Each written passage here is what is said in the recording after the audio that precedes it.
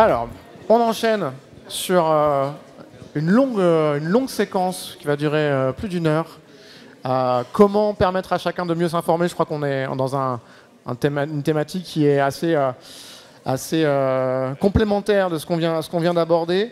On va vous parler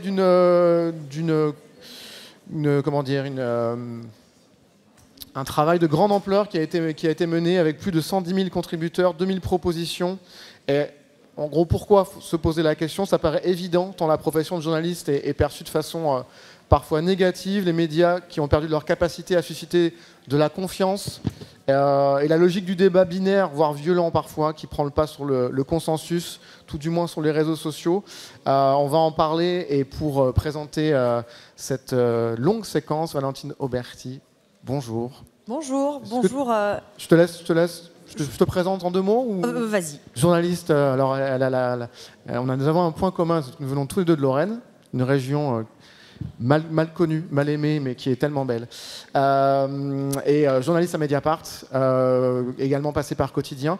Et juste, je cite aussi, tu es co-réalisatrice de Média Crash, un documentaire. Si vous, jeunes journalistes ou jeunes gens, êtes intéressés par toutes ces questions, c'est vraiment un documentaire à voir, donc, que je vous conseille de voir avec Luc Herman. Voilà, Média Crash, c'est à vous. Merci pour la pub. On va en parler de pub, justement. Bonjour à toutes et à tous. Si vous êtes là, c'est que vous vous dites sûrement que l'information est un bien public, que c'est un droit des citoyens, des citoyennes, et non pas un privilège des journalistes. Les réponses à la question « Comment permettre à chacun de mieux s'informer ?» vont donc sûrement vous intéresser. C'est donc cette question qui a été posée dans le cadre de la consultation voulue par le collectif De Facto. Question simple, réponse multiple, complexe, on va en discuter.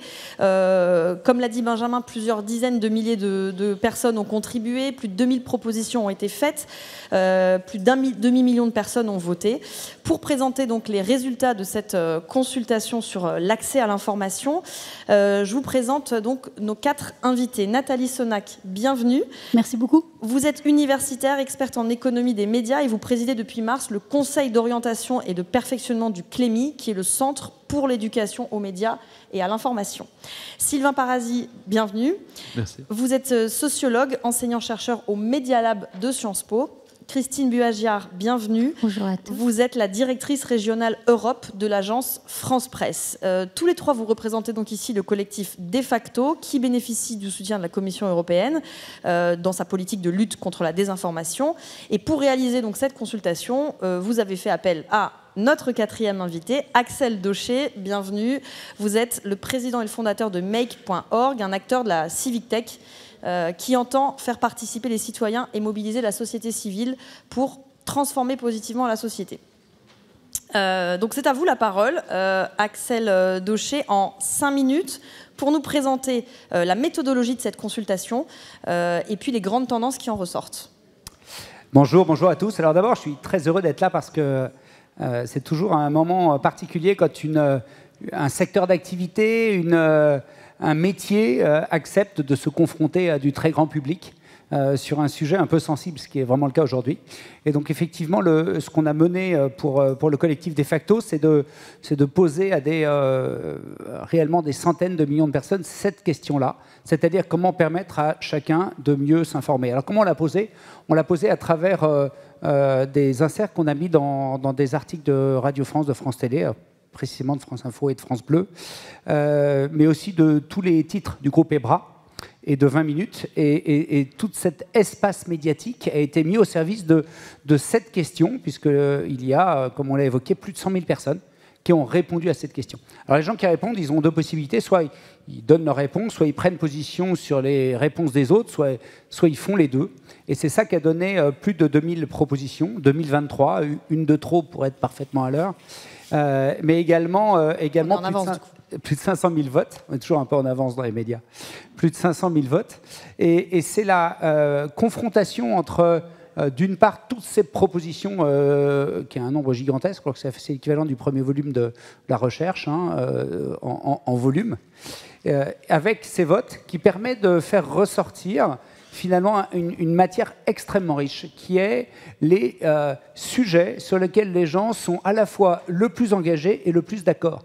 Je dis ça parce que c'est assez rare qu'on pose des questions comme ça. On est un peu drogué au sondage, on veut faire des photos. Là, on ne fait pas une photo. On essaye de retrouver la palette sur laquelle tout le monde est d'accord et sur laquelle, du coup, l'industrie peut se questionner et se transformer. Alors, quand on a fait ça, il se trouve, ça m'a rappelé une opération qu'on a fait il y a pile 3 ans, exactement dans cette salle. C'était une consultation qu'on avait fait sur un thème un peu différent. C'était comment les médias peuvent-ils améliorer la société. On a vu aussi de l'ordre de 100 000 participants. Et du coup, ça nous permet de regarder comment les choses ont évolué. Et c'est 4 points que je voudrais faire avant qu'on rentre dans les détails. Le premier, c'est la surprépondérance absolument transversale des fake news qui existait effectivement il y a 3 ans, mais pas dans cette teneur-là. C'est une teneur de risque, de peur, de danger, d'impuissance dont on va parler tout à l'heure. La deuxième, c'est la plus importante, c'est que il me semble qu'il y a 3 ans, le sujet des fake news, le sujet de s'informer, bien s'informer, était une préoccupation. Je pense que quand on lit les 2000 propositions, on n'est plus dans la préoccupation, on est dans la priorité. Il y a une conscience extrêmement forte de l'impact de l'information et de la bonne ou de la mauvaise information, non seulement sur la démocratie, mais aussi sur la cohésion sociale elle-même. Et là, il y a un changement de braquet, et c'est pour ça que ce débat va être critique.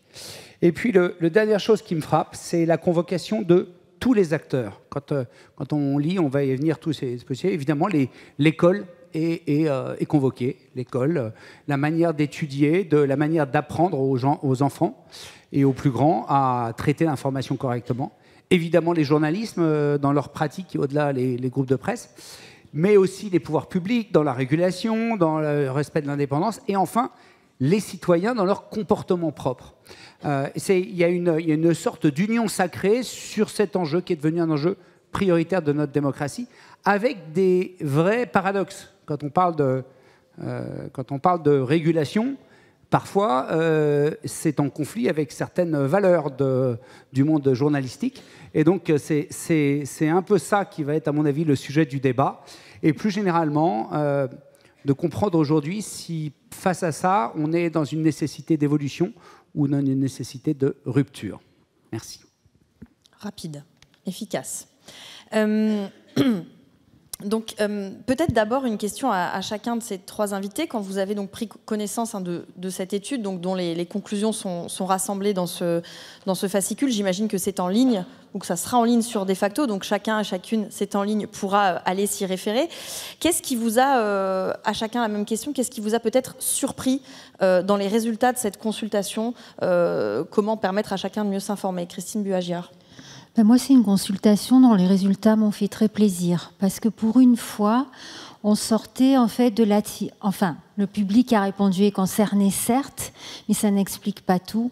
On sort d'une attitude passive vis-à-vis de l'information, passive critique, je dirais, c'est-à-dire on est devant son écran de télé, on écoute sa radio, on lit son journal, on absorbe et on n'est pas très content au finish, on critique les journalistes, on dit qu'on n'a pas confiance en eux.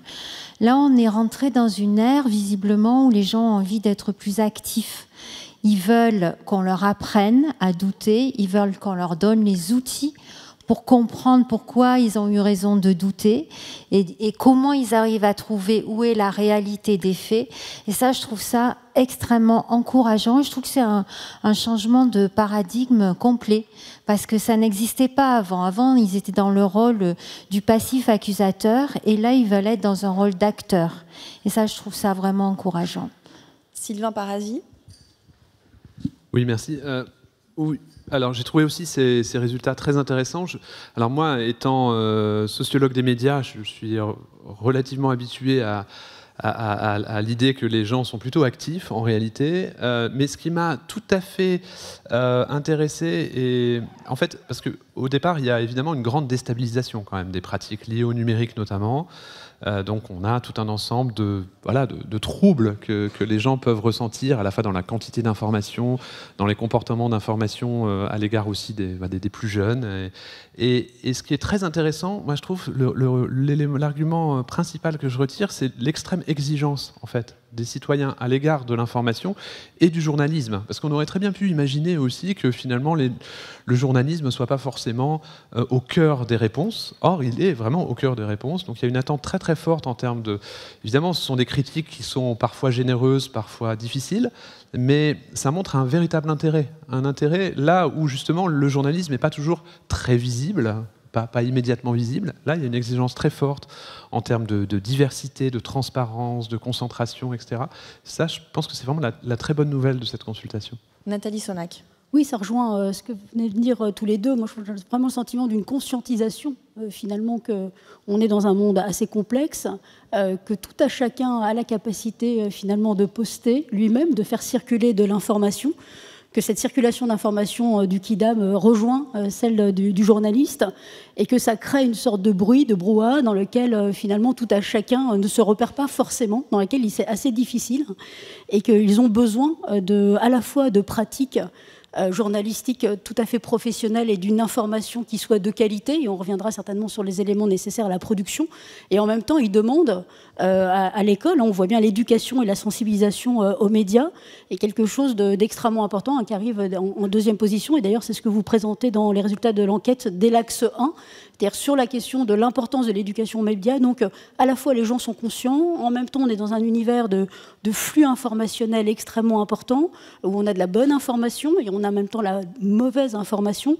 et les gens se rendent compte au final qu'il y a un risque que la mauvaise information, comme au niveau de la monnaie, eh bien, chasse la bonne, et que derrière, évidemment, d'autres enjeux de type démocratique sur lesquels on pourra revenir. Mais en tout cas, les gens en sont conscients. Alors, justement, sur la question de la bonne et de la mauvaise information, pour ne pas qu'on puisse imaginer qu'une mauvaise information, c'est une information qui a telle ou telle couleur politique et qu'une bonne information serait une information qui aurait la bonne couleur politique, par exemple, est-ce qu'on peut définir, d'un point de vue journalistique ou de chercheur, ce qu'est une bonne information ?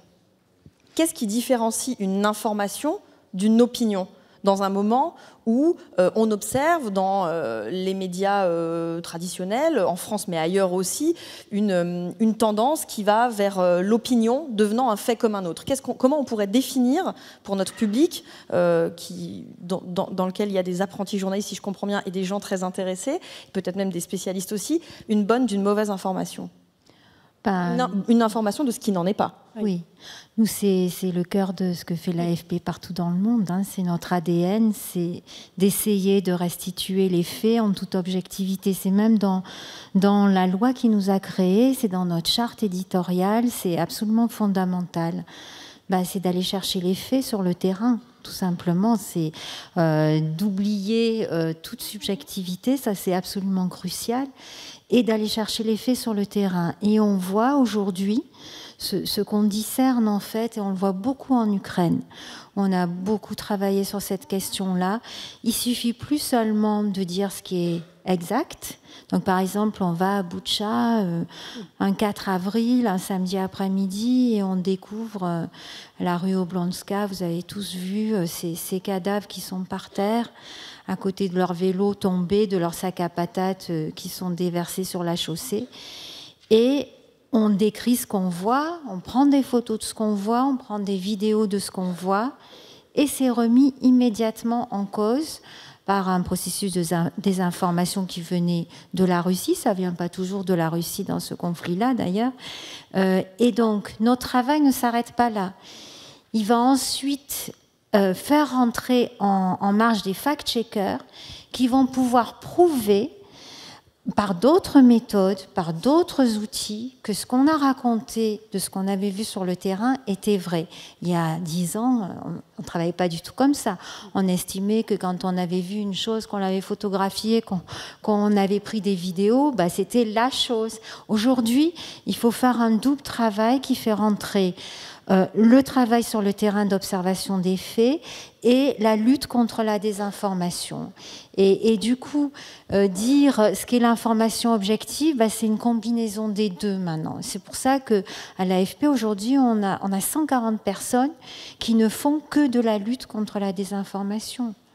Donc, jamais on n'aurait pensé, mais il y a même 5 ans, qu'on en serait là aujourd'hui. Ça représente une part non négligeable de notre effectif. Ce travail de lutte contre la désinformation, en tout cas la désinformation passe notamment, surtout peut-être même par les réseaux sociaux. Sylvain Parasi, vos travaux portent sur la façon dont les technologies numériques transforment les manières de s'informer, de débattre, de s'engager dans l'espace public. Comment est-ce qu'on aborde la question de l'information en ayant en tête qu'elle passe, l'information et la désinformation, par les réseaux sociaux, qui sont un espace, on va dire, de libre expression quasi intégralement, avec quelques règles, mais oui, un espace sans filtre journalistique. Voilà, sans filtre journalistique, effectivement. Alors, le rôle des journalistes est forcément à changer avec les réseaux sociaux, c'est certain. J'en veux pour preuve simplement que, par exemple, pour prendre un exemple, ce qui est très important quand on est journaliste, et à Mediapart c'est un très bon exemple, on a évidemment quelque chose qui est une éditorialisation, une réflexion éditoriale sur les choix qui sont faits collectivement, etc. Et une des difficultés parfois, c'est que les articles souvent vont circuler de manière individuelle, de manière particulière, isolés les uns des autres. Et donc on peut avoir des réceptions très, très diverses du point de vue des réseaux sociaux. Et donc ça incite en fait les journalistes je pense, à intégrer ça évidemment dans la production. Dans la production de l'information.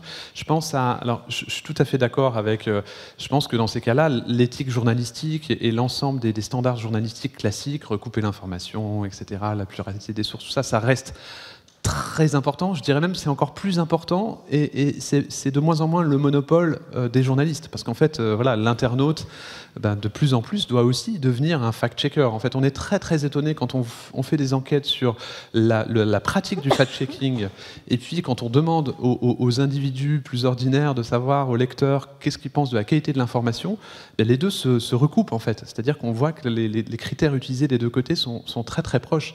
Et donc, on s'achemine vers un monde, effectivement, où la différence, en tout cas, entre journalistes et citoyens, elle reste importante, parce que les ressources ne sont pas les mêmes, le temps n'est pas le même, les compétences ne sont pas les mêmes, mais en tout cas, les critères de jugement sont assez proches sur comment on juge la qualité de l'information. C'est plutôt donc bon signe sur la capacité critique des citoyens et citoyennes à accueillir une information. C'est-à-dire qu'il y a déjà un esprit critique très développé, c'est ça que vous dites aussi. L'esprit critique, il est très net. Après... Bon, c'est-à-dire que moi je suis sociologue, donc je m'intéresse aussi à la diversité des groupes sociaux, et sans doute que dans la consultation aussi, il y a certains groupes, si on se penchait un peu plus spécifiquement, on verrait des choses un peu particulières. Par exemple la grande distance aux médias. Il y a toute une partie de la population. Oui, parce que là, on se réjouit du nombre de personnes qui ont répondu, mais on peut partir du principe peut-être qu'il y a un biais, si j'ose dire, c'est-à-dire des gens qui sont intéressés par les médias, par l'information, et qui ont donc fait le choix actif de répondre à cette consultation. Et finalement, les gens qui vont systématiquement éviter l'information, à cause de plein de raisons différentes, ceux-là, évidemment, il faut les garder en tête, parce qu'ils sont très éloignés, très, très éloignés. Je vous voyais acquiescer, Nathalie Sonac. Je vous donne la parole et puis peut-être nous dire en quoi l'éducation aux médias, dans ce paysage qu'on vient rapidement de décrire, est fondamentale, et qu'est-ce qu'il faut faire de différent pour mieux éduquer aux médias. On voit bien effectivement qu'on est en plus, alors il y a à la fois ici on s'est intéressé aux gens qui s'intéressent aux médias, donc il y a un biais évident. En plus de ça, il y a aussi la crise de confiance institutionnelle de façon générale, dans laquelle la population, mais pas que française, on trouve ça aux États-Unis, on trouve ça dans toute l'Europe, vraie crise institutionnelle, et notamment envers les médias. Alors beaucoup de facteurs et d'éléments qui viennent expliquer ça. En tout cas, un des éléments qui participe, et d'ailleurs c'est une demande aussi, et c'est pour ça que c'est très chouette de cette consultation, parce qu'il y a une demande justement d'éducation. Alors qu'est-ce que ça signifie? Alors effectivement, en tant que présidente du COP, qui est un comité opérationnel et conseil en fait opérationnel et stratégique du CLEMI. Le CLEMI, c'est un comité de liaison entre les médias et les professionnels de l'information, qui va fêter ses 40 ans incessamment sous peu, là, dans quelques semaines. Et finalement, c'est s'est embarqué déjà dans cette relation de l'importance finalement d'acculturer les plus jeunes. On verra qu'aujourd'hui, il n'y a pas que les plus jeunes, mais on en tout cas a déjà commencé cette acculturation des plus jeunes. Donc il y a deux éléments qui m'ont semblé phares dans ce que peut représenter le COP et notamment dans le CLEMI. C'est à la fois en 2013 vraiment l'institutionnalisation, si j'ose dire, de l'éducation aux médias et à l'information comme une composante du socle commun chez les plus petits. Et puis malheureusement en 2022, avec l'assassinat de Samuel Paty, un renforcement de cette éducation aux médias, à l'information, en disant que finalement, il faut aussi qu'il y ait des référents, donc des référents à éducation aux médias et à l'information au sein de chacun des rectorats, donc sur tout le territoire français, pour qu'ils puissent faire justement ce go-between, de savoir comment on l'enseigne, quelles sont les raisons et comment on fait pour justement pouvoir, et je rebondis sur ce que vous disiez, bien finalement distinguer les faits de l'interprétation. Et puis lorsque un iPhone nous permet finalement d'être tous journalistes, en tout cas tous donner l'impression de pouvoir nous-mêmes produire du contenu sans en être un professionnel, je pense que puisqu'on a tous cette capacité de le faire, eh bien, il faut avoir le plus tôt possible des armes, c'est-à-dire finalement quand j'utilise mon téléphone, est-ce que je sais vraiment l'utiliser, comment je vais chercher de l'information, comment finalement je deviens un journaliste en herbe, mais en le faisant de façon extrêmement correcte, c'est-à-dire dans des règles de compréhension, de distinguo entre bien c'est mon opinion, moi je suis quelqu'un de gauche, moi je suis quelqu'un de droite, avec factuellement est-ce que la bouteille est bleue et la bouteille est rouge. Et tout ce qu'on entend aujourd'hui sur la désinformation et l'ère de post-vérité dans laquelle nous sommes entrés rend extrêmement compliqué finalement la discussion. Si finalement là les 4 bouteilles qui sont devant vous, je vous dis bah non, elles sont pas bleues, elles sont rouges. Et là ça veut dire qu'on n'a pas ce socle commun, où on ne s'entend pas sur la même référence commune que on s'est tous entendus pour qualifier que la couleur sur la bouteille est bien une couleur bleue.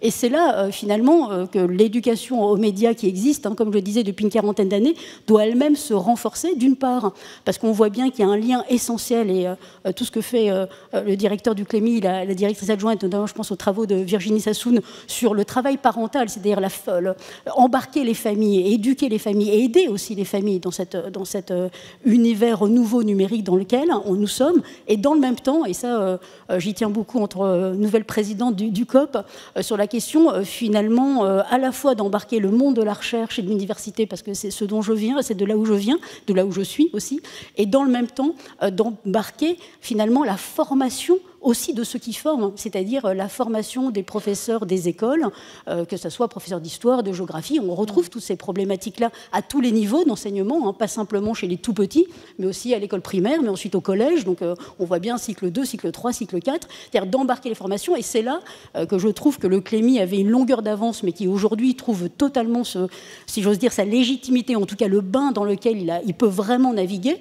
c'est-à-dire d'embarquer vous, journalistes, c'est-à-dire véritablement les professionnels de la profession, si vous me permettez ce truisme, pour former aussi, aider justement les professeurs au sein de l'éducation nationale, eux-mêmes à se former, non pas qu'ils diffusaient de la mauvaise information, mais qu'ils sachent maintenant et qu'ils apprennent à utiliser les outils qu'on a tous dans la poche et dont on ne sait pas forcément bien utiliser, pour que dès petits, on fasse bien la différence justement entre ce qui est un fait, et on peut s'entendre sur un fait, avec une interprétation, et puis ensuite donc, ce qu'on appelle une éducation. Mais ça ne peut pas être un one-shot, 1 heure dans l'année, c'est pas possible. Et surtout que c'est pas possible parce que finalement, le territoire est relativement, encore beaucoup de l'ont dit avant moi, très fragmenté, et on n'accède pas à tous à la même information dans les mêmes conditions, et on n'a pas tous l'environnement social ou sociétal pour justement nous embarquer. Et l'école joue un rôle indispensable.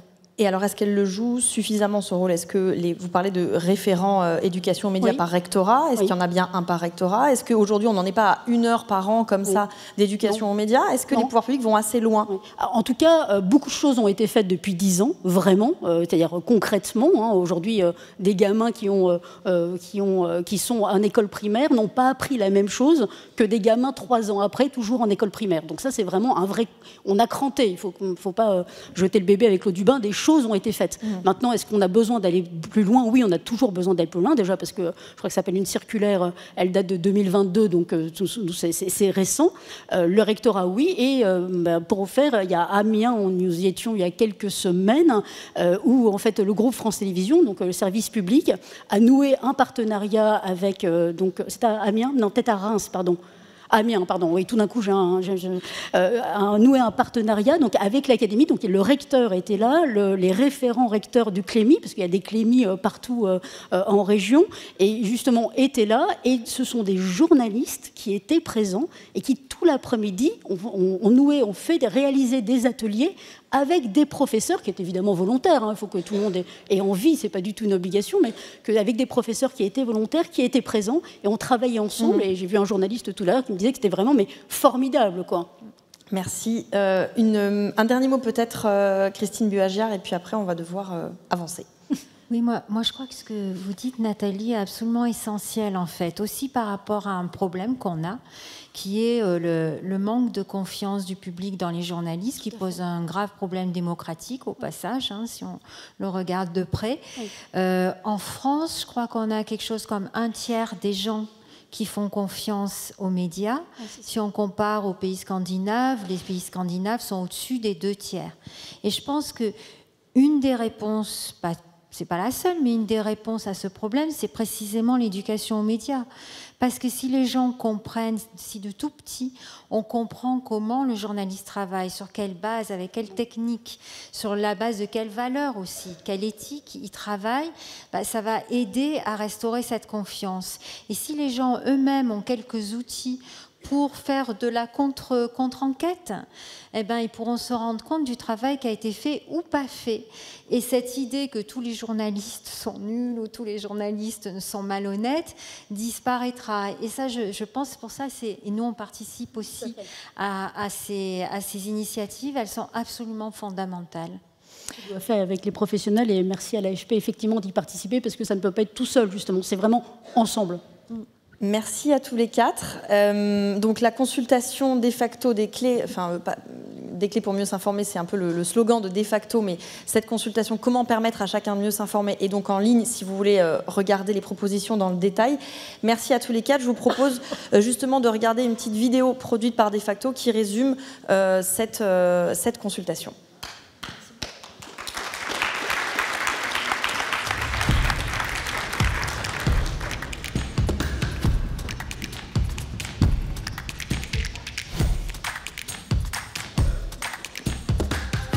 La désinformation nous touche tous et toutes, quel que soit notre degré de formation ou notre génération.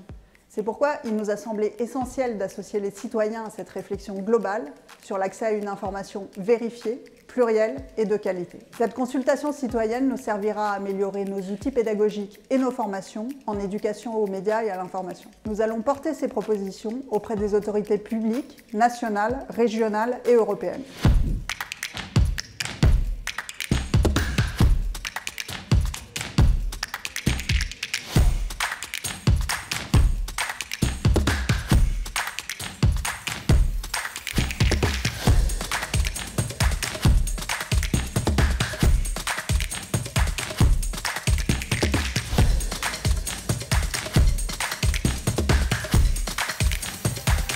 La consultation que nous avons menée fait ressortir que l'éducation aux médias et à l'information est une priorité pour nos concitoyens. Elle l'est au travers de 3 items principaux.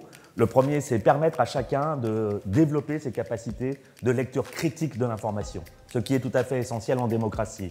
Le deuxième item, et celui-ci est récurrent, c'est de renforcer l'éducation aux médias et à l'information au sein même du système éducatif à l'école. Enfin, pour terminer, le troisième item, c'est celui d'une éducation aux médias et à l'information pour toutes les générations. Car nous le savons, chacun aujourd'hui est concerné par ces problématiques et donc cette demande réapparaît très fortement au travers de la consultation de facto.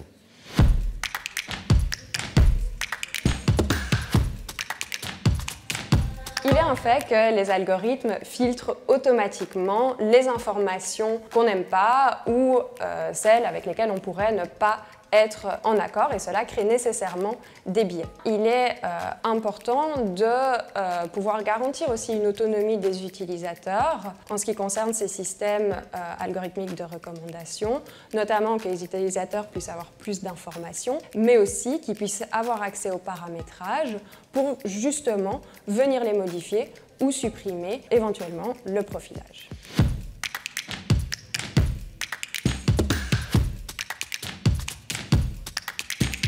Lorsqu'on fait de la vérification d'informations et du fact-checking comme à l'AFP, où on essaye de répondre au mieux à l'ensemble de la désinformation, à toute la désinformation qui circule sur les réseaux sociaux, on essaye justement de sortir d'une vision binaire des choses et de prendre le temps d'expliquer. Parce que la fausse information, elle se présente sous une forme très sensationnaliste, dans un monde binaire où tout est noir, où tout est blanc. Ça peut arriver, mais la plupart du temps, finalement, on va expliquer que les choses sont beaucoup plus compliquées qu'on essaye de vous le dire ou qu'on vous le présente.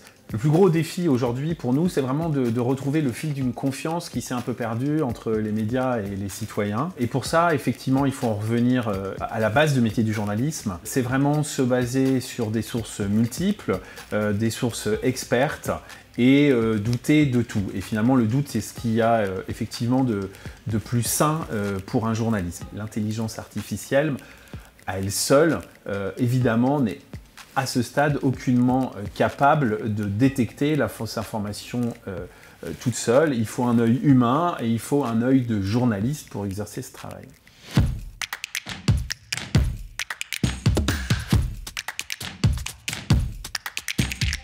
En France, les sondages montrent que la confiance dans les médias fait partie des plus basses au monde, avec 1 Français sur 3 qui font confiance aux médias d'une façon générale et tout juste 20% qui pensent que les médias n'ont pas de biais idéologiques ou économiques.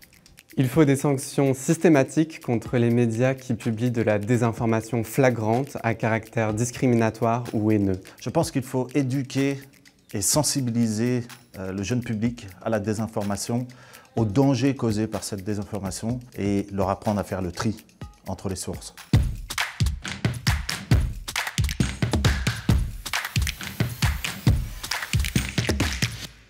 Voilà, donc on continue cette discussion sur comment permettre à chacun de mieux s'informer avec 5 nouveaux invités.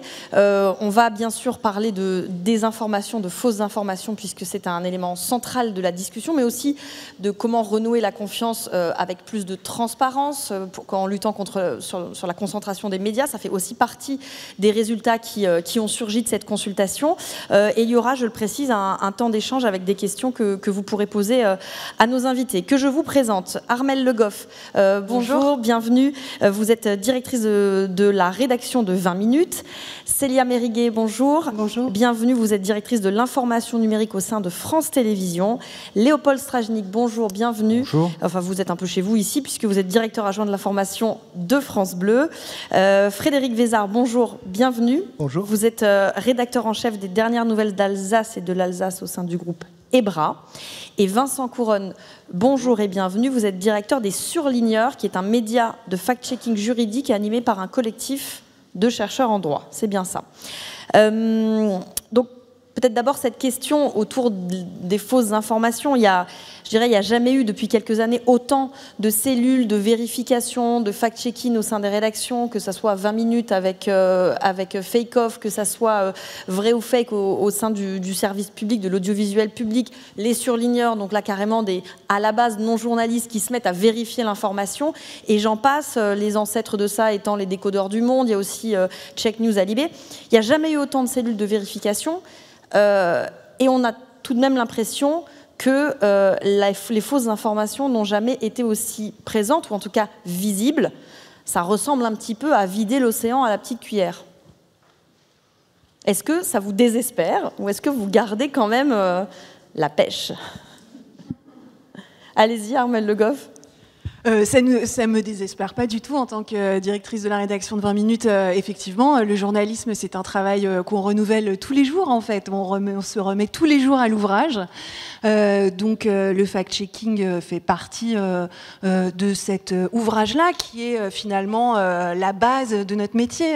C'est de vérifier les informations. Et on a ce prisme vraiment sur les fake news en ayant créé des services de fact-checking et qui sont vraiment là pour débunker les fausses informations, mais ce n'est que ce que fait une rédaction aussi au quotidien plus généralement.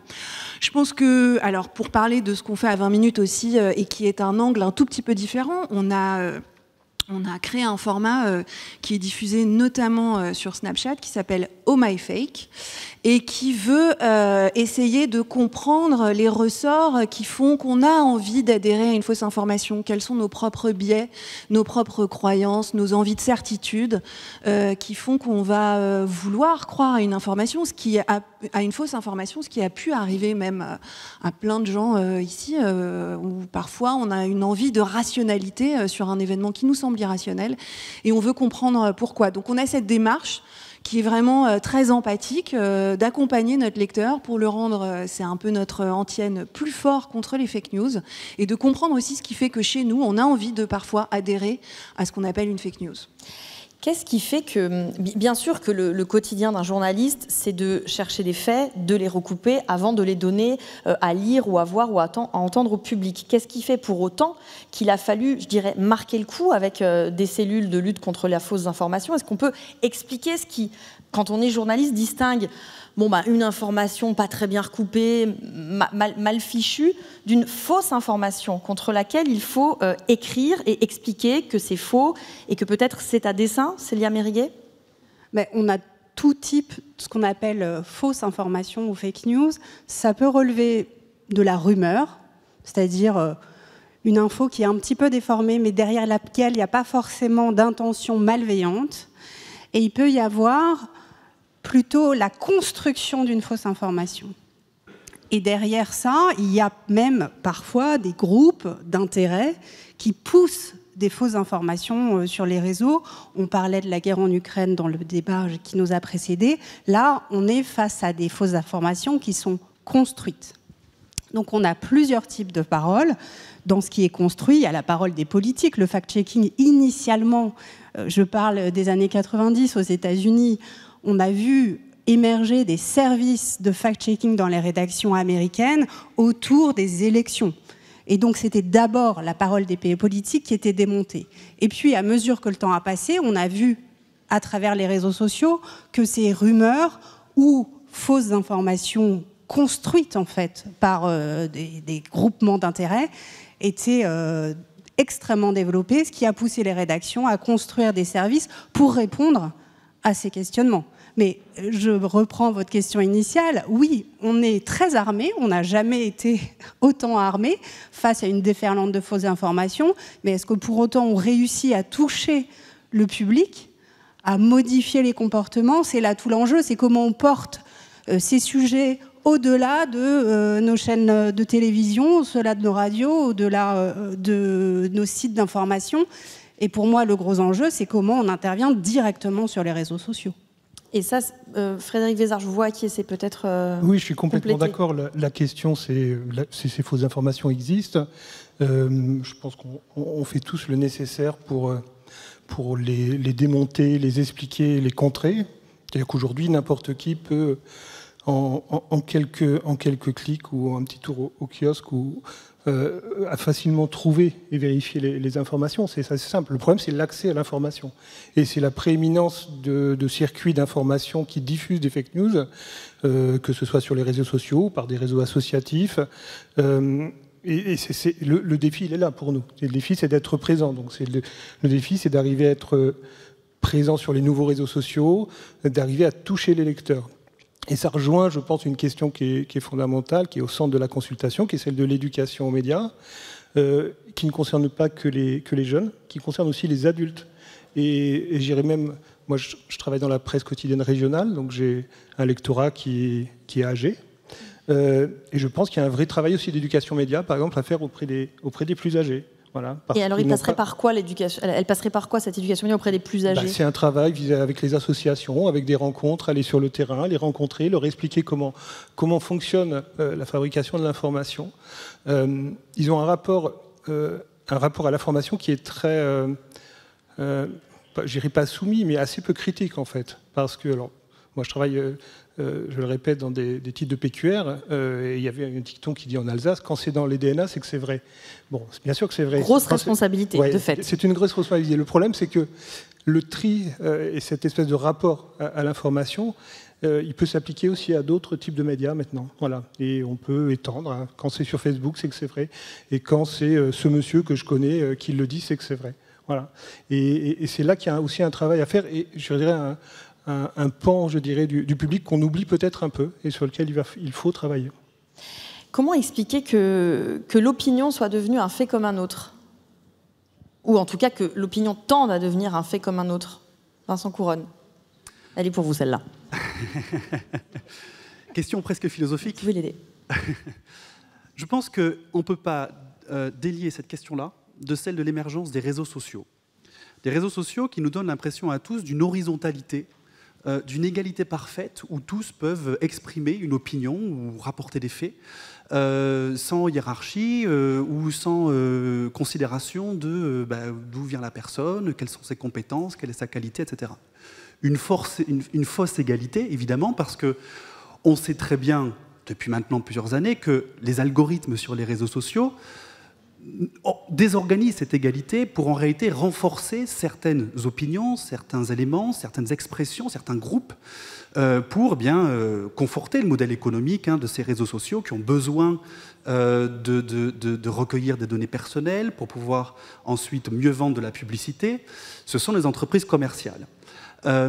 Face à ça, moi je trouve qu'il ne faut pas oublier que la multiplication des entreprises de fact-checking est allée de pair avec l'explosion des réseaux sociaux. Et pourquoi est-ce que, et ça répond un petit peu à la question que vous posiez au début, pourquoi est-ce qu'il y a autant aujourd'hui de fact-checkers et pour autant aussi peu, enfin autant de désinformation en même temps? Eh bien parce qu'il y a toujours, je ne vais pas dire autant de réseaux sociaux, mais c'est un problème là de régulation des réseaux sociaux.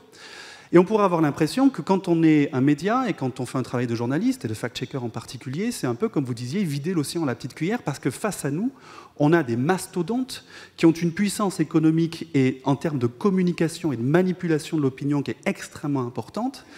Mais en réalité, moi je ne vois pas le débat comme ça, un peu David contre Goliath, c'est pas de la manière dont je le vois, et je n'ai pas l'impression que nous, les médias, nous soyons en position de faiblesse face aux plateformes numériques. Tout simplement parce que la législation est en train d'évoluer sur ce sujet et va faire de plus en plus des médias des sortes de gardiens ou de vérificateurs, de lanceurs d'alerte plutôt, qui informeront à chaque fois que les plateformes ne respectent pas leurs engagements, notamment sur la lutte contre la désinformation. Je pense à un texte dont on ne parle pas forcément beaucoup aujourd'hui, mais dont on parlera beaucoup dans quelques semaines, et puis évidemment encore dans quelques années, c'est le DSA, le Digital Services Act, qui est un acte législatif européen, et qui va grandement changer les choses de ce point de vue-là, et vraiment placer les médias, à mon sens, dans une position de force face aux réseaux sociaux, et peut-être changer la donne sur la lutte contre la désinformation. Léopold Strajnik, allez-y. Je vous trouve très optimiste, mais j'aimerais bien... C'est une nature. Sur le fact-checking, je trouve qu'il y a aussi quand même un message qui peut apparaître contradictoire quand on revendique des cellules de fact-checking, des services de fact-checking pour le public, qui du coup peut se dire, mais alors s'il y a des cellules de fact-checking, certains services ne sont pas des services de fact-checking. Chaque journaliste aujourd'hui est formé à des techniques de fact-checking, et pour répondre à la question du débat qui, au préalable, posait la question de savoir ce que c'était qu'une véritable info traitée par un journaliste, c'est une info qui est vérifiée, qui est sourcée. Et la question, il y a beaucoup de choses intéressantes qui ressortent de la consultation, notamment sur la publication des sources. Et on voit que certains médias aujourd'hui publient en bas des articles l'ensemble des sources. Ça, effectivement, par rapport à la question des infos publiées sur des réseaux sociaux, eh ben, on voit tout de suite la différence. Après, sur le rapport de force, quand vous voyez le compte Instagram de Cristiano Ronaldo qui fait 500 millions d'abonnés, quel média revendique 500 millions de lecteurs? Parce que ça devient un média pour l'occasion. Et donc une information diffusée instantanément à 500 millions d'abonnés. Enfin, aucun média aujourd'hui n'est capable de rivaliser face à ça. Donc c'est pour ça que je vous disais que je me trouvais optimiste, parce que moi je trouve que justement aujourd'hui le combat est déséquilibré. En revanche, nous avons des armes, les médias, qu'il faut mettre en avant à travers justement la publication des sources, la fabrique de l'info, ouvrir nos rédactions à nos publics, arrêter de laisser penser que les choses sont faites en sous-main. Et c'est vrai que là aussi, quand on dit protection des sources, on sait qu'il y a une partie du public qui entend on ne veut pas nous dire la vérité. Donc il faut expliquer aussi, il faut prendre le temps. Prendre le temps, le problème c'est que dans l'urgence de la diffusion de l'information, dans cette frénésie actuelle, il faut que les médias continuent de prendre le temps d'expliquer et de vérifier, au risque d'arriver après et de redonner peut-être la même info, mais cette fois vérifiée. Célia Mériguet, peut-être, oui, je voulais compléter simplement. Je me disais juste que il ne faut pas qu'on se dise on fait du fact-checking dans les médias, donc c'est formidable et on va résoudre le problème comme ça. Le problème, il vient aussi de nous. C'est que la distance qu'on a mis entre nous et le public, elle est installée. Et c'est à nous de faire ce pas vers le public et d'instaurer ce dialogue, d'être transparent, de publier nos sources, d'inviter le public aussi à poser des questions, à nous solliciter, qu'on ne soit pas uniquement dans une logique verticale. Les médias sont restés verticaux, or on est dans un monde où c'est horizontal. Donc c'est à nous de nous mettre à la disposition de nos publics, d'ouvrir nos rédactions, de dire ben voilà comment on travaille, cette information on l'a vérifiée, mais voilà comment on a vérifié, quelles sources on a été chercher. Parfois on s'est trompé aussi, et ça il faut savoir le dire. Donc il y a une partie fact-checking, mais toute une autre partie qui est comment on réinstaure, on retravaille ce lien avec notre public. Et je pense que le Covid nous a aussi aidé, enfin en quelque sorte, à revoir cette façon de travailler. Et on sait, en quelque sorte, à la fois il y a eu un mouvement de distanciation de notre public et certains ne vont plus jamais dans les médias. Et il y en a d'autres qui se sont rapprochés de nous. En tout cas, je le vois avec France Info. On a regagné une forme de confiance parce qu'on a délivré une information et qu'on a rétabli aussi ce lien parce que on a écouté les gens, tout simplement.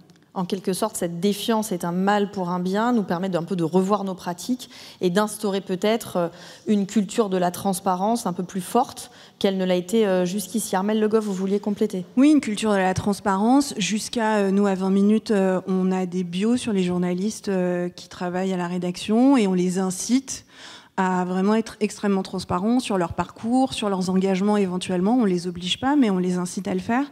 C'est important. Effectivement, je pense qu'il y a eu beaucoup... les médias ont aussi beaucoup fonctionné en vase clos pendant longtemps. On a aussi un problème de diversité dans les médias qui participe de cette défiance. Parce que sans diversité dans les rédactions, on passe à côté d'un certain nombre de sujets. Donc ce sujet de la diversité, et on l'a vu avec les femmes, qui étaient quand même longtemps absentes des rédactions, et avec des sujets qui étaient complètement mis de côté parce qu'ils étaient considérés comme quotidiens, triviaux, pas intéressants. C'est la même chose, je pense, aujourd'hui sur d'autres sujets de diversité. Donc tous ces sujets, la transparence, effectivement, sur la construction de l'information, la fabrique de l'information, aller à la rencontre des lecteurs, et je pense que tous les médias sont en train de structurer des approches d'éducation aux médias beaucoup mieux. On avait la semaine à la presse, mais il faut qu'on aille plus loin dans les rédactions pour vraiment être plus régulier dans ces échanges avec nos lecteurs. Mais je pense que voilà, toutes ces choses-là participent effectivement d'une défiance, et on a une responsabilité en tant que médias, parce que les médias ont fonctionné de façon beaucoup trop descendante dans la délivrance de l'information. Je vous donne la parole, Vincent Couronne, juste pour dire qu'à Mediapart, c'est pareil. On a des bios de journalistes, on doit même publier notre déclaration d'intérêt. Donc voilà, c'est un effort de transparence qu'on est plutôt obligé de faire. Oui, je crois qu'on doit le faire et le rendre public. Et puis on a aussi cette culture de la coulisse avec en bas de nos articles ce qu'on appelle la boîte noire, où on raconte une coulisse particulière de l'article. Est-ce qu'un tel a voulu répondre, pas répondre? Est-ce que la citation a été relue? Plein de petites questions que peut se poser un lecteur en lisant une enquête et qui permettent au moins d'éclairer sur la façon dont on a travaillé pour éviter tout fantasme inutile. Vincent Couronne. Oui, c'est pour aller tout simplement dans le sens de ce que vous dites toutes les deux, que ce soit à 20 minutes ou à Mediapart. Aussi, dans le monde du fact-checking, la semaine dernière, par exemple, on a lancé au niveau européen un nouveau code déontologique du fact-checking. Et ce code déontologique du fact-checking, qui réunit une cinquantaine de médias en Europe, oblige tous ces membres, tous les signataires, à être transparents sur leurs sources de financement, les conflits d'intérêts, sur la façon dont ils font du fact-checking, la façon dont ils font du journaliste, leur méthodologie, etc. Et la question des bios, notamment des auteurs des articles, c'est quelque chose aussi qui est dans ce code-là. Et je pense que, comme on a déjà eu cette expérience-là avec un autre code qui est déjà existant, un code international sur le fact-checking, on voit que c'est quelque chose qui fonctionne. D'ailleurs, 20 minutes, vous êtes, je crois, membre de l'International Fact-Checking Network. Voilà. Et donc là, on fait pareil au niveau européen, encore plus poussé, parce qu'on sait que c'est quelque chose qui fonctionne sur la confiance que nos lecteurs ont dans notre travail. Moi, pour rebondir sur ce que disait Armelle Le Goff, concernant la diversification des lignes éditoriales, il faut que chaque média assume sa ligne éditoriale. On a le sentiment aujourd'hui qu'on court tous après les mêmes lièvres. On a exactement le même chemin de fer dans énormément de publications. Les journaux se ressemblent à la télévision, quelles que soient les chaînes. Et ça donne ce sentiment de saturation, de surinformation et de saturation de l'information. C'est une petite musique qui monte, qui apparaît d'ailleurs dans la consultation de manière assez minoritaire, parce que forcément, le public qui a répondu, le public qui a de l'appétence pour l'information, mais une récente étude pour la Fondation Jean Jaurès donne ce chiffre, 1 Français sur 2 qui souffre de fatigue informationnelle. C'est énorme. Et on sait aujourd'hui, par exemple, que à peine 6 Français sur 10 suivent une matinale d'infos le matin, que ce soit radio ou télévision. Donc ça, c'est un phénomène qui monte, et je pense que chaque média et chaque journaliste doit en prendre conscience. Et peut-être pour avoir votre point de vue là-dessus, on parle de diversification, de ligne éditoriale, au final on parle de choix qui sont faits, donc peut-être assumer que la neutralité journalistique n'existe pas à partir du moment où on est situé, qu'on a un point de vue, une éducation, une ligne éditoriale, mais peut-être plutôt expliquer que en place et lieu d'une pseudo-neutralité, parce que nous ne sommes pas des robots derrière des ordinateurs ou des caméras ou des micros, parler peut-être d'honnêteté intellectuelle ou de capacité à objectiver les faits et de déontologie journalistique, de respect du contradictoire, qui là peuvent être des outils très concrets à expliquer au public pour leur donner confiance et comprendre ce qu'ils lisent ou regardent. Oui, moi je suis tout à fait d'accord avec cette approche. Alors à ceci près que on est un certain nombre de médias, notamment les plus anciens, où c'est plus difficile. C'est-à-dire que les journalistes ne sont pas forcément très, y compris d'ailleurs les plus jeunes, ne sont pas forcément très ouverts à cette approche. Mais moi, je suis totalement pour la transparence, effectivement, des lignes éditoriales, pour expliquer clairement à qui on appartient, quels sont nos choix et nos partis pris éditoriaux, parce qu'effectivement, la neutralité est un mythe. Voilà, est un mythe que l'on entretient, qui vient de loin et qui aujourd'hui n'a plus lieu d'être. Donc il faut qu'on soit beaucoup plus transparent là-dessus, je suis d'accord. Qu'on apprend limite dans les écoles de journalisme, la neutralité. C'est quand même quelque chose qui a le cuir épais, quoi, si j'ose dire. Armelle Le Goff, vous voyez acquiescer ou pas, justement? Oui, j'acquiesce. Alors 20 minutes a cette particularité d'être non partisan et de revendiquer le fait d'être non partisan. Mais souvent on me répond non partisan, ça veut dire neutre. Non partisan, ça veut dire qu'il ne prend pas parti et qui peut être engagé sur certains sujets, mais qui pour autant fait son travail, essaye de faire son travail sans prendre parti sur les sujets. Mais après, effectivement, les journalistes, les rédactions ont des biais rédactionnels et des biais d'intérêt sur lesquels il faut travailler au sein des rédactions, en mettant en place des chartes, des process de travail, de vérification de l'info, de diversité des points de vue dans les articles. Ça, c'est extrêmement important. Et ça, c'est vrai que c'est des choses qu'on peut expliquer vraiment concrètement dans des débats avec nos lecteurs. C'est hyper intéressant. Mais ce serait faux de se dire que les journalistes sont des entités désincarnées.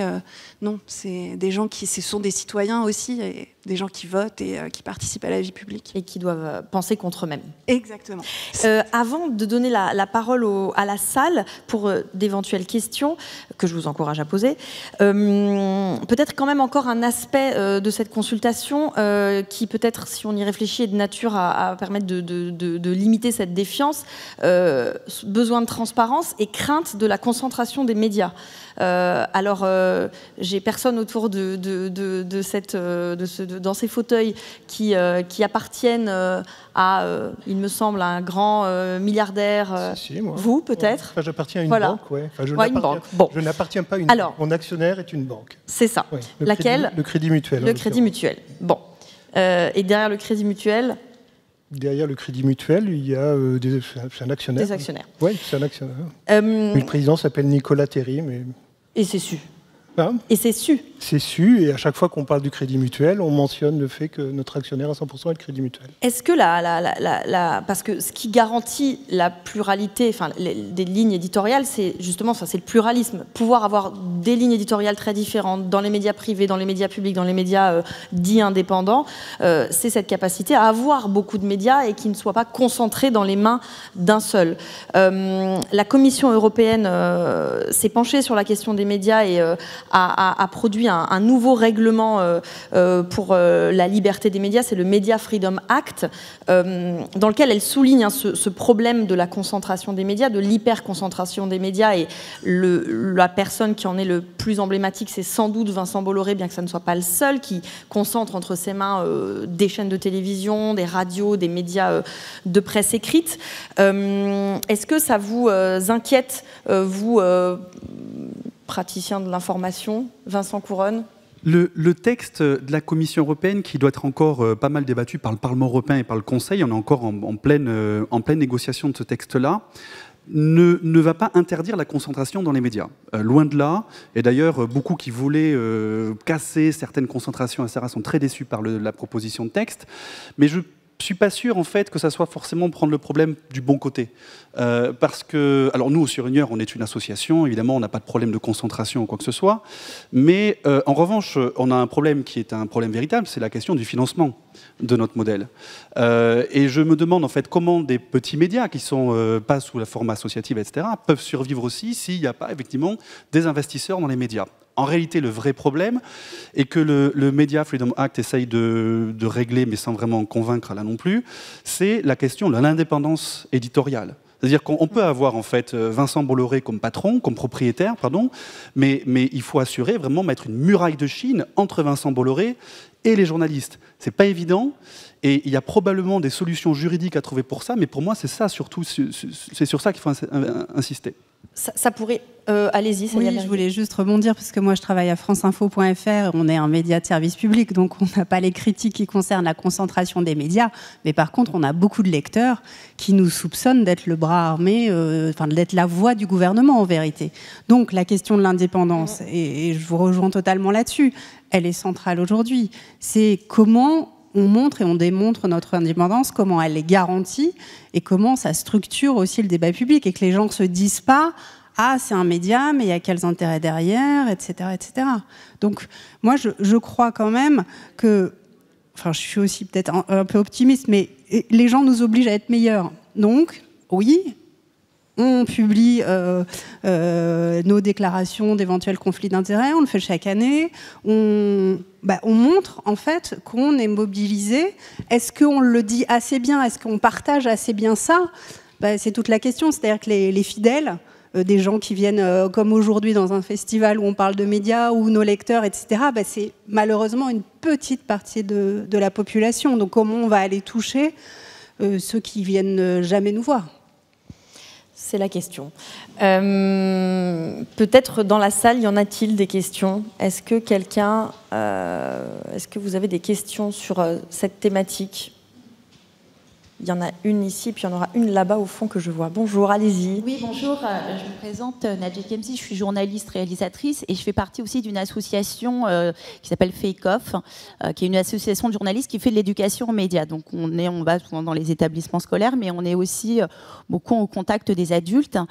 Moi, j'avais une question parce que, alors déjà, merci, je vous rejoins sur la question de la transparence des médias, elle est hyper importante.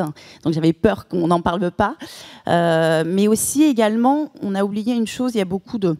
Les jeunes notamment ont un rapport à l'information, notamment par l'image, la vidéo. Et les chaînes d'information continuent parce que les parents regardent ça, ils sont à côté, donc notamment BFM, CNews, etc. Et ça fait... Enfin, en tout cas, on constate que ça fait aussi beaucoup de mal, parce qu'on parle du sérieux, de la rigueur des journalistes, et je ne doute pas, j'en connais, des journalistes de BFM qui font très bien leur travail, qui sont d'excellents journalistes, mais pour autant, ils travaillent pour une chaîne qui, en tout cas, quand on la regarde, on n'a pas cette impression, enfin quand je dis on, en tout cas, c'est beaucoup de critiques qui nous viennent du terrain. Et donc, c'est à la fois un peu désespérant parce que quand on fait ce travail d'éducation aux médias et on se dit, ils rentrent chez eux, ils allument la télé, finalement, voilà, ça casse un petit peu tout ce travail. Qu'est-ce qu'on peut faire aussi face à cette tendance du débat perpétuel, de l'éditorialisation de l'information, de l'économie de notre métier aussi, parce qu'effectivement, un débat, ça coûte moins cher voilà, que plutôt des journalistes de terrain. Et puis, par rapport à la ligne éditoriale, hein, qui n'est pas claire, mais qui est claire quand même, voilà, sur le fait de recouper ces informations, la recherche du scoop, bref, enfin, il y a plein d'exemples que je pourrais donner. Voilà, est-ce qu'on...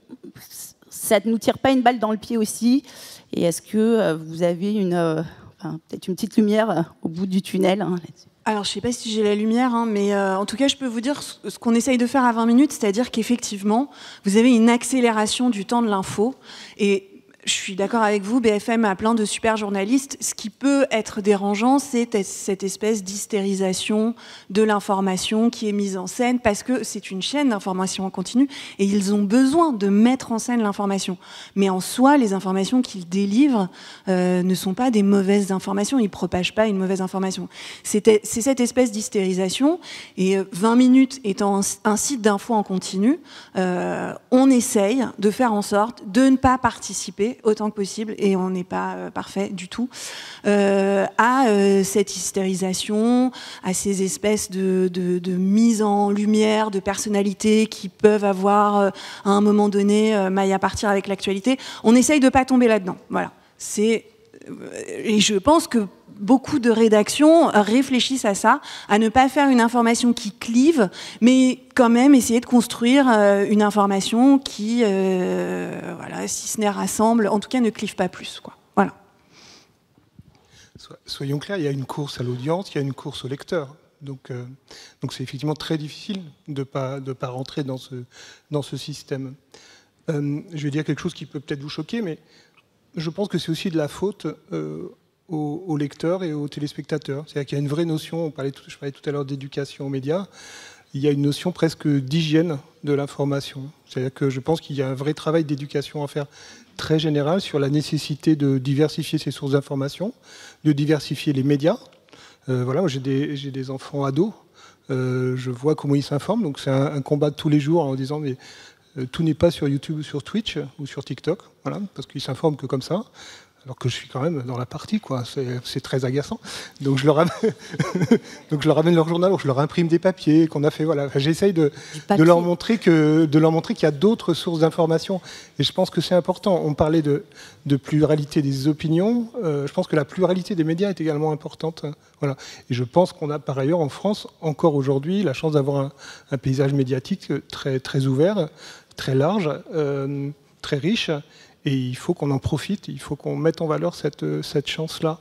Mais c'est un travail effectivement considérable. Voilà, c'est un travail considérable et qu'on doit faire tous ensemble et à tous les niveaux, parce que, je le répète, l'éducation aux médias à l'école ne suffit pas. Voilà, je pense qu'il faut aussi aller plus loin. Donc je pense qu'on fait tous un travail pour aller vers nos lecteurs, pour leur expliquer les choses, pour être plus pédagogue, plus transparent aussi sur notre manière de travailler. C'est là où on a failli pendant des années.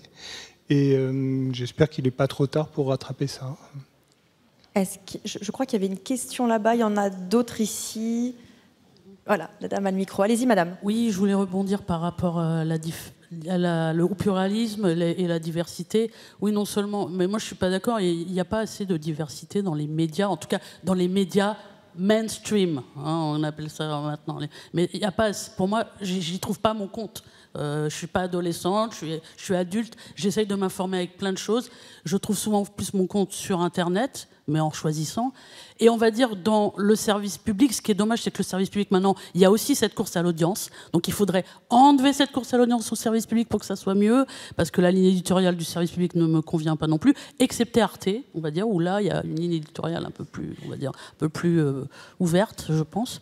Mais voilà. Et là où je suis pas d'accord, c'est vous disiez on prend les choses à l'envers par rapport aux politiques, mais si, ça doit être un acte politique. Moi, ce qui fait Bolloré, ça me fait peur. Moi, ça me fait peur. C'est antidémocratique. Ce qu'il est en train de faire, c'est antidémocratique. Donc il faut que les politiques fassent une loi au niveau national ou européen pour dire non à cette concentration des médias. C'est important. Et ça doit venir...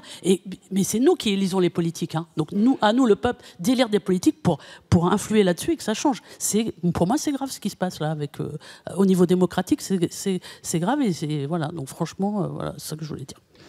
Qu'est-ce qui vous manque aujourd'hui, madame? Quelles sont les opinions qui, selon vous, ne sont pas représentées dans les... Écoutez, moi, c'est simple. Moi, je suis écolo de gauche et féministe. Oui, je ne m'y retrouve pas. Et vous avez l'impression de ne pas être représentée dans les médias? Non, pas trop. Ah bon.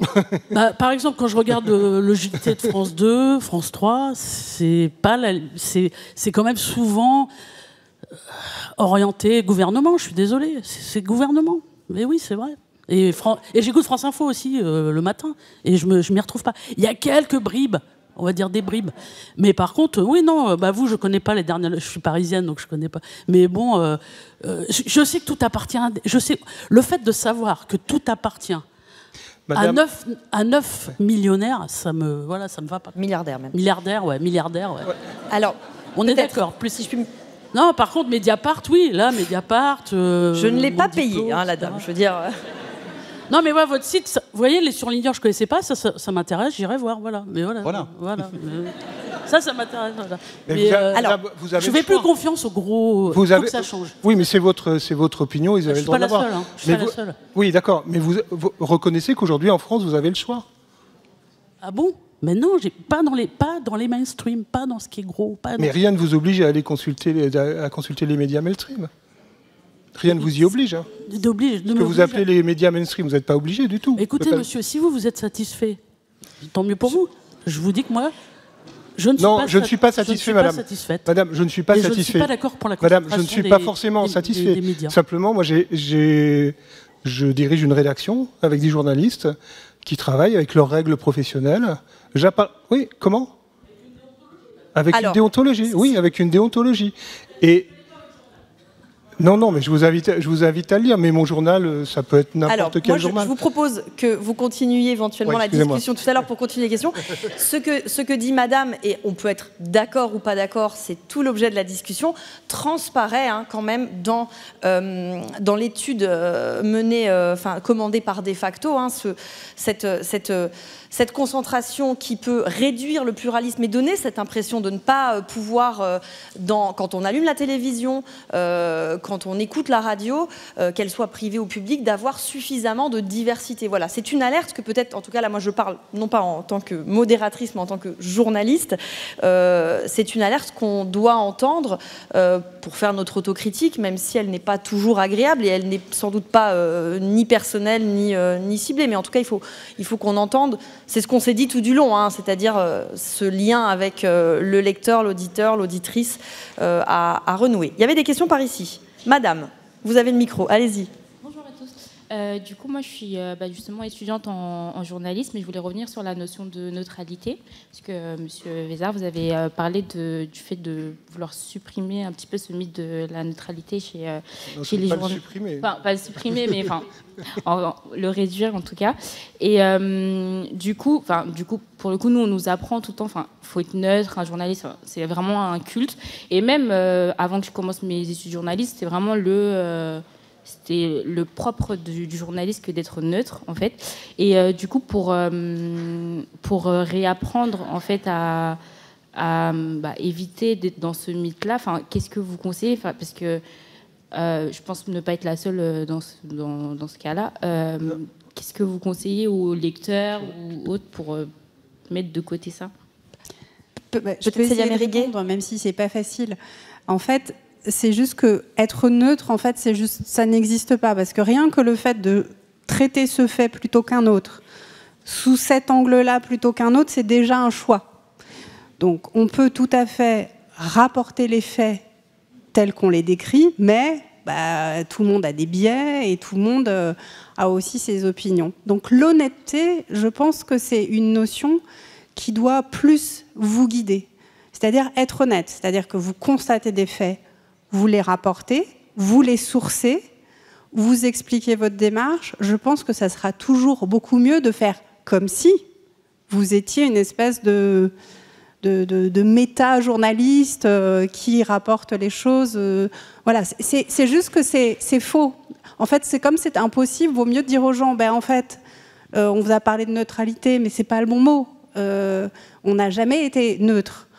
Et un média, moi aussi je travaille comme ma voisine sur un média où on n'exprime pas nos opinions. À France Info, on travaille pour tous les Français, mais ça ne veut pas dire qu'on ne défend pas des valeurs. Et on peut le dire, ça, qu'on défend des valeurs. On défend à France Info les valeurs de la République. Bah oui, on peut le dire, et on peut le dire ouvertement. Donc, on a décidé, en tant que rédaction, de se mobiliser sur les violences sexistes et sexuelles. Ça, on peut même l'affirmer, être transparent sur le fait qu'on a choisi ce sujet, pas parce qu'on avait le choix entre 50 000 sujets, on a pris celui-ci au hasard. On peut dire... Ben, on a pris ce sujet parce qu'on estime qu'il est important, on va dire pourquoi il est important, etc. C'est une autre, en fait, je pense que, en fait, ça a toujours existé, mais en fait, on n'osait pas le dire.